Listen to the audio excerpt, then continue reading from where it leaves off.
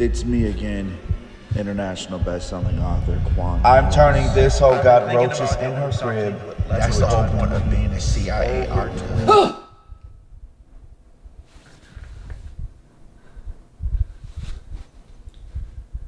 It's okay, Cardi. It was only a dream. I don't actually have a TikTok account.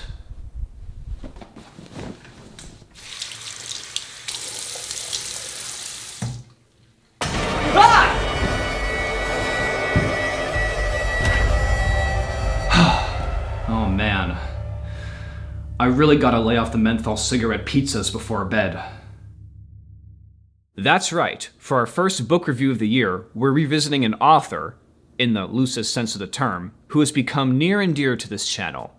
International bestseller, Quan Millz. Who doesn't love Quan Millz? Apart from humorless Redditors, that is. A pioneer in the urban fiction genre, packaging raw and real stories in Shakespearean prose. If Shakespeare frequented the gritty streets of modern-day Chicago, that is. True story, playwrights back then were seen as only one rung higher on the social ladder than prostitutes, as many believed they peddled degeneracy among the lower class with their work. Of course, now we see the value in what those playwrights were doing back then, so joke we may, but the comparison is probably more accurate than we give credit for. We covered two of his most popular books already, but the Quan Millz rabbit hole, or should we say, black hole, spirals and twists throughout many more avenues of debauchery, so it only seems appropriate that we cover Mills's third most popular work, succinctly titled, Pastors Eat Pwussy Too.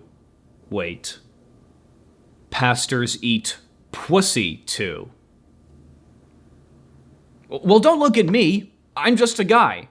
What is pussy? I don't understand this man. Why is he doing this to me? Is this real? Chat, is pussy real? Okay, Urban Dictionary says it's real, and I trust Urban Dictionary more than the actual dictionary, so serves what I know. Nashana Nunu Spearman, a local Chicago native, lives her life by one simple motto: use what you got to get what you want. She's a certified bad bitch that knows how to use her honey to make money. You know, at this point, we just gotta start making Quan Mills's female characters a Jungian archetype. The hoe, a manifestation of deep-seated lust and greed, usually influenced by urban sensibilities. Tread carefully around her. Very often she gets what she wants, but even more so, what she deserves. Oh my god. Well, I hate to say it, but we've got another classic Quan Millz cover on our hands. I like how this can be interpreted multiple different ways. Either he was just trying to read from his Bible and she decided to start presenting, catching him completely off guard, or he's trying to perform an exorcism on her vagina, fulfilling the prophecy of the Carlton Mellach III crossover. Or perhaps this is just a very bizarre live reading from the apocryphal Book of Genitals. And the Lord saith, hark! For man shall never grasp the enduring sublimity of that most sacred of pearls, the clitoris. Anyway, onto the actual book. But first, this is a battle I must prepare accordingly for.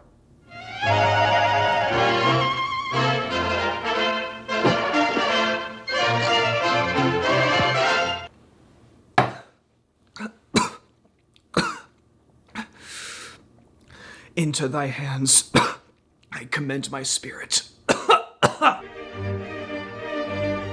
Unfortunately, before we begin, we have to address something that's kind of become a recurring issue on this channel. So, my dumbass didn't look at the page count before I ordered my copy of Pastors Eat Pwussy Too, and with a price of about $11 with fees, I was expecting the length to be somewhat similar to the other books of his I've read. We've got another overpriced pamphlet, folks. Quan, what the heck, man? You're trying to push this 100-page novella for nearly $11 when This Hoe Got Roaches in Her Crib is nearly 400 pages for just around $14? I never expected this out of you, Quan. Or should I say, Mr. Colby Durden?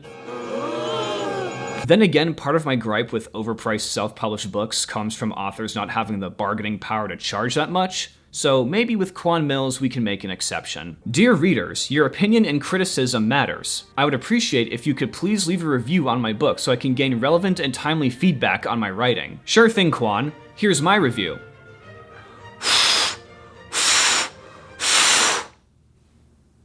Anyway, as the summary suggests, Nunu Spearman is a dancer slash stripper slash standard ratchet hoe who gets caught in a prostitution bust, and she has to take a plea deal doing community service at a local church. There she meets the titular Pastor Wilson, who looks nothing like the cover, by the way. And through a series of blunders, she finds herself falling into the same position that got her busted in the first place. So, how will Nunu get out of this one?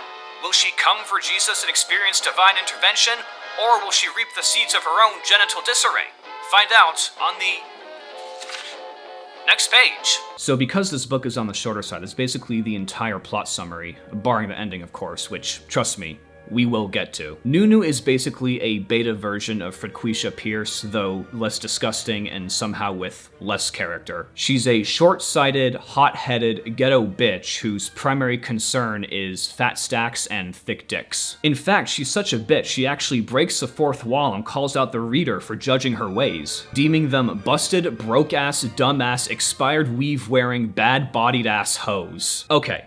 My ass may be dumb and broke, but don't you dare insult my weave. I take care of it, keep it fed and watered. It's as fresh as the day is long. Here you go, little buddy. Dinner is served. Weevil Knievel! But I can't be too harsh. Stephen King has his sociopathic, one-dimensional bullies. Quan Millz has his hedonistic ratchet hoes. Two sides of the same coin. Much like other Quan Millz books, there are side characters that flit in and out, but they have even less of a purpose here. There's Nunu's friend Jessica, who only serves as a plot device down the line. Nunu's mother, a born-again Christian who also has no purpose. Or a name, apparently. Nunu even has a son called Darquavius, who developed weapons-grade autism because Nunu smoked weed and popped pills during her pregnancy. I'm so fucking done. Quan Millz did the Tylenol causes autism thing before Robert Kennedy. You know what? Why wasn't Nashana Nunu Spearman picked to be the Secretary of Health? At least she has a homegrown case to back up her claims. You could cut Darquavius and her mother from the story entirely and nothing would change. The stakes would remain the same, and the conflict would still feel justified. How is it that a book barely 100 pages long can still be front-loaded? Pastor Wilson is also barely one note. We learn hardly anything about him, other than that he's also running for mayor, he's old, and that Nunu thinks he has worms. This is a running joke throughout the book, by the way. I'm curious to see what variety of worms took residence in Quan Millz's brain. There might be a species new to science in there. Strangely enough, there's also a Pastor Wilkins who serves no purpose other than to be called gay later in the story. Considering who wrote this book, Pastor Wilkins got off easy. And yes, the two pastors being named Wilkins and Wilson did trip me up a few times. Quan Millz is the Christopher Nolan of Hoodlit. You really gotta pay attention if you want to understand his stories. Anyway, seeing as Nunu's primary motivation is sex, she mistakes Pastor Wilson's offer of full-time employment as a request to give him a blowjob, and he dismisses her. Nice. But when she discovers that Wilson had a tryst with her friend Jessica, she uses the video to blackmail him into getting thousands of dollars, which eventually turns into the sex scene. You heard that right. The sex scene. I'm not kidding. This book that so flagrantly promises spicy interreligious dialogue on the front cover has one sex scene. I can't believe I'm saying this, but I expected more from Quan Millz. I want a Bible's worth of swinging and flinging that would make Lilith herself blush and say, whoa, too far. Now, despite that, the scene itself is still everything you'd come to expect from this author. Truth be told, this man was like OJ, cause this old Morgan Freeman looking ass motherfucker was murdering my clit. He walked that dick through the doors of my church, Mount Nashana Missionary Baptist Pussy. Look, I think I'd be more forgiving of those dark romance novels if they were written in the style of Quan Millz. At least you'd learn some clever linguistic devices that way. You made my dick harder than a slave's life. Quan, what the hell is wrong with you? What it tastes like, I ask, biting my lip harder. Shit, tastes like candied yams, girl, and not that nasty ass shit in a can. I'm talking fresh yams, with all types of marshmallow, cinnamon, brown sugar. Okay, Quan, is this a story or a menu? Make up your mind. And this segues into my favorite part of any Quan Millz book.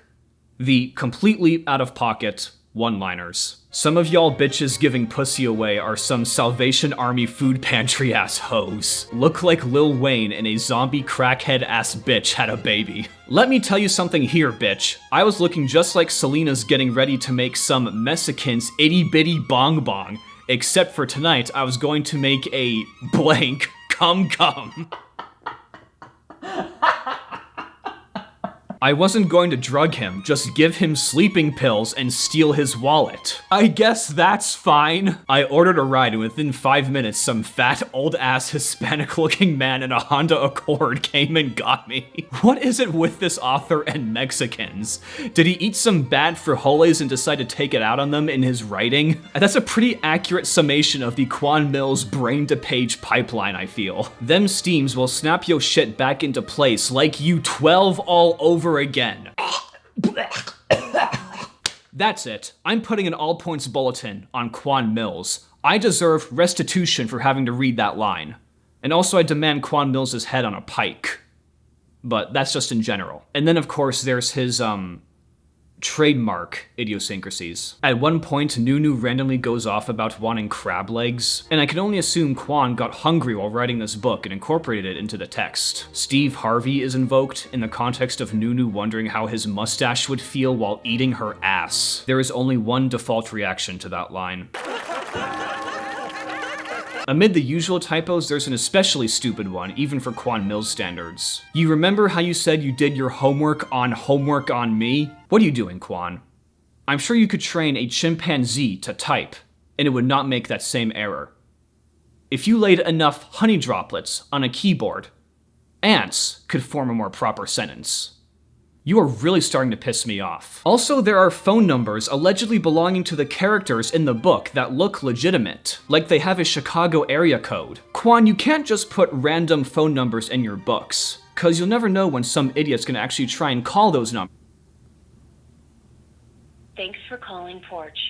To connect your call, please enter your PIN, followed by the pound key. If you don't have a PIN, please enter the 10-digit phone number associated with your project.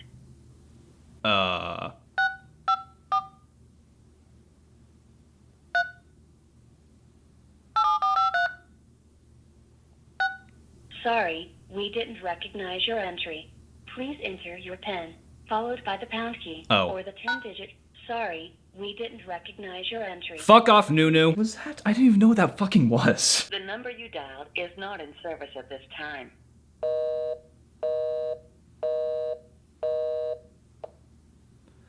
Pastor Wilson must be taking a lot of,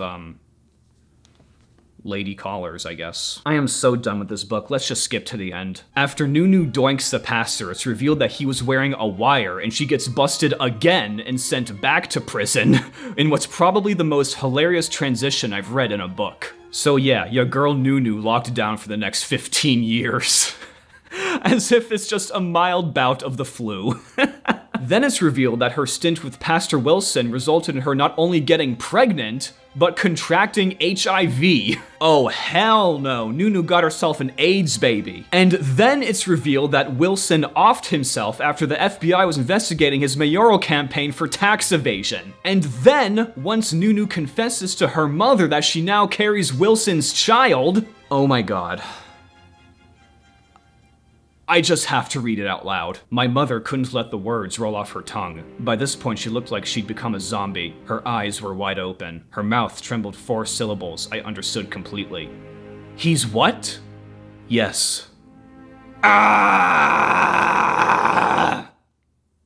The end. And just in case you're still confused as to what those 4 syllables were,